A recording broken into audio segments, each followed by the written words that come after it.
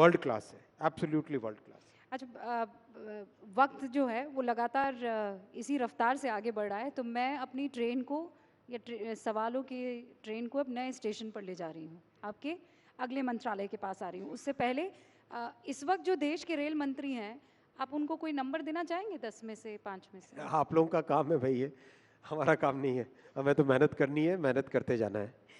Digital India की तरफ मैं आ रही हूँ। प्रधानमंत्री नरेंद्र मोदी का ड्रीम प्रोजेक्ट है, और उसमें सबसे इम्पोर्टेंट अंश सेमीकंडक्टर्स हैं। इसकी बात तो हम कर रहे हैं, इनफैक्ट 62 से शुरुआत हुई, 65, 61, मैं टाइम गिनाती चली जाऊंगी, 80, 84 सेमीकंडक्टर नहीं बन पाए। अब आप कह रहे हैं कि बहुत जल्द हिंदुस्तान को पहला सेमीकंडक्टर मिल जाएगा। ये 2 सवाल हैं, मैं संक्षेप में चाहूँगी, अब तक क्यों नहीं हो पाया? आज हो रहा है तो ऐसा आपने क्या कर दिया? दिसंबर 2024 में पहली made in India chip market में आ जाएगी। दिसंबर 2024, ज़्यादा दूर नहीं है भाई, गिन के नोट करके रख लेना आप लोग, दिसंबर 2024 में पहली चिप आने वाली है। देखो, 1962 से प्रयास हुआ, लेकिन किसी भी प्रयास के पीछे जब तक सही नीति और सही आपका फंडामेंटल कन्विक्शन नहीं होता, तब तक नहीं हो पाता। मोदी जी का इतना स्ट्रांग कन्विक्शन है कि हमें विकसित भारत को जब बनाना है, उसके फाउंडेशन में क्या क्या लगेगा। उसके फाउंडेशन में बहुत एक इम्पॉर्टेंट है इलेक्ट्रॉनिक्स मैन्युफैक्चरिंग।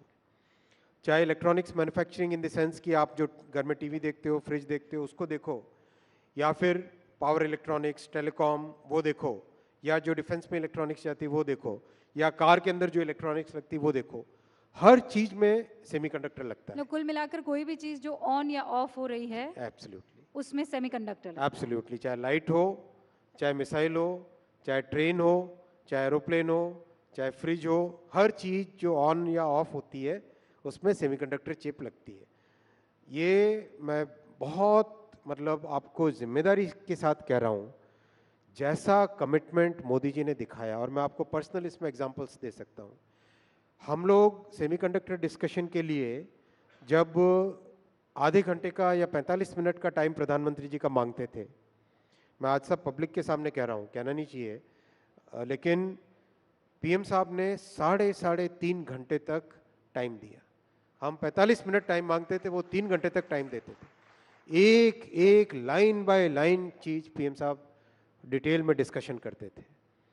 जो भी कंसर्न्ड विभाग है, सरकार का काम करने के एक तरीके में बहुत सारे विभाग जुड़ते हैं, हर डिपार्टमेंट को पर्सनली बुला के साथ बैठते थे और पीएम साहब कहते थे कि हमको सेमीकंडक्टर में सक्सेसफुल होना है, देश को सेमीकंडक्टर में सक्सेसफुल होना है। ऐसा कमिटमेंट इम्पॉसिबल है किसी दूसरे प्रधानमंत्री का। आप बोल रहे हैं कि इम्पॉसिबल कमिटमेंट सरकार की तरफ से, प्रधानमंत्री नरेंद्र मोदी की तरफ से दिख रहा है, लेकिन विपक्ष, खासकर पी चिदम्बरम साहब, ये कह रहे हैं ये जॉबलेस ग्रोथ है। वो ये कह रहे हैं कि जो कामकाजी संख्या है वो 50% से भी कम है, और पिछले 9 सालों से ये आंकड़ा है। आप लोग ग्रोथ करते हैं, किसी को जॉब नहीं दे पाते। चलो, मैं पी चिदम्बरम साहब को एक चैलेंज देता हूँ।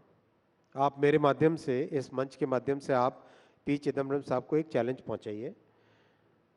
EPFO, employ provident fund organisation, ये एक ऑर्गेनाइजेशन है जिसमें जो भी व्यक्ति काम पे जाता है उसका एक रजिस्ट्रेशन होता है, उसकी सैलरी में से डिडक्शन होता है और ऑर्गेनाइजेशन की तरफ से एक डिडक्शन होता है।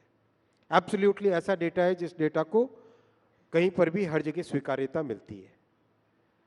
ईपीएफओ के डेटा के हिसाब से जो नए लोग जॉब में जुड़े माइनस जो लोग जॉब से निकले प्लस जो लोग जॉब में वापस आए, कहीं एक बार निकल गए होंगे वापस आए, इसका जो नेट नंबर है वो टोटल जॉब अपॉर्चुनिटी बनी।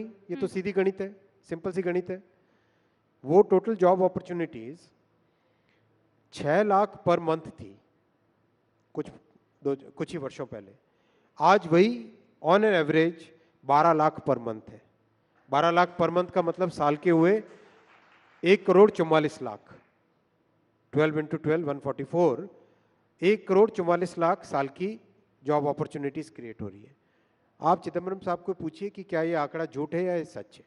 ये डेटा है, इस डेटा को कई बड़े इकोनॉमिस्ट ने, कई मैं अच्छे उम्मीद करती हूँ कि न्यूज़पेपर्स आपका जो ने ये सबने चैलेंज चेक किया है। ये चैलेंज जो है चिदम्बरम साहब एक्सेप्ट करेंगे और ज़रूर आपकी ये चैलेंज हम उन तक पहुँचाएंगे।